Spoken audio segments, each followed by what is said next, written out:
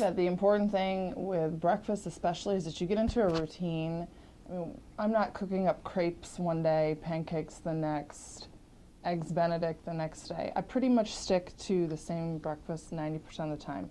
And so that's the microwaved egg whites, a little salt and pepper, hot sauce, cheese, and then maybe a piece of bread that I could eat it with or on the side, and then definitely a nice portion of fruit. And then I usually have that with coffee and water. Breakfast, I'm a big leftover fan, so usually I'll be bringing the night before's leftovers to work, which is really convenient because it's done, it's ready to go. And then I always try and have snacks, like a lot of fruit and veggies, string cheese to snack on, those kind of things. And you always want to have your emergency snack food. So actually in this drawer I have almonds and dried plums, better known as prunes, which doesn't sound very good, but they're kind of my go-to. And then dinner-wise, I mean, planning is no easier for me than it is for anybody else, but the importance is to kind of maybe sit down at the beginning of the week and say, okay, we're going to make 3 dinner meals this week. We're going to do it every other day. I know this is what we need to have from the grocery store. It's going to produce leftovers, and you kind of have a better chance of making it work.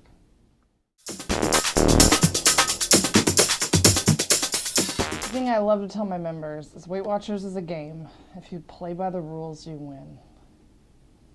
There's a lot of people who walk in the door who aren't ready to play by the rules.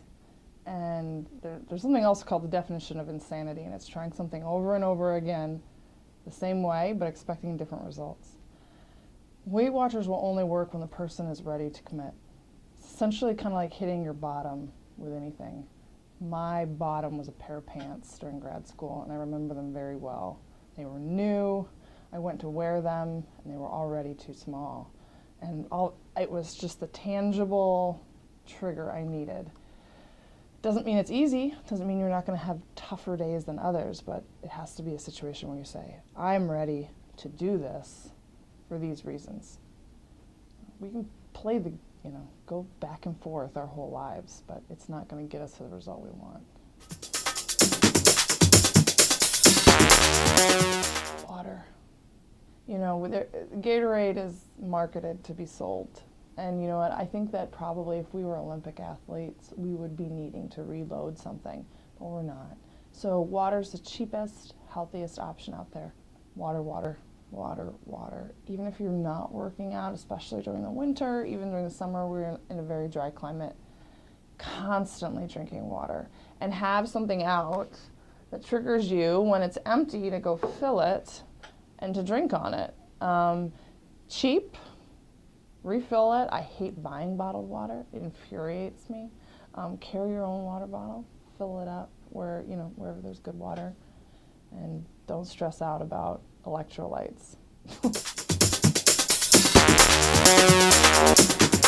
So for your beginning phase, I would probably encourage you to try to shoot for 3 times a week. Starting out with some light cardio, the elliptical, maybe rowing for 20 minutes. And then adding to that a little bit of strength. So using the equipment, being familiar with your body awareness, and then slowly starting to move and progress to dumbbell work and more body weight specific workouts.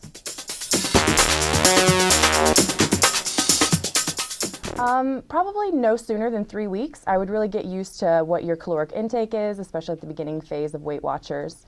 And then after you can sustain a workout and not feel super fatigued afterward, and your recovery time is less than 3 days, then you can start ramping that up a little bit.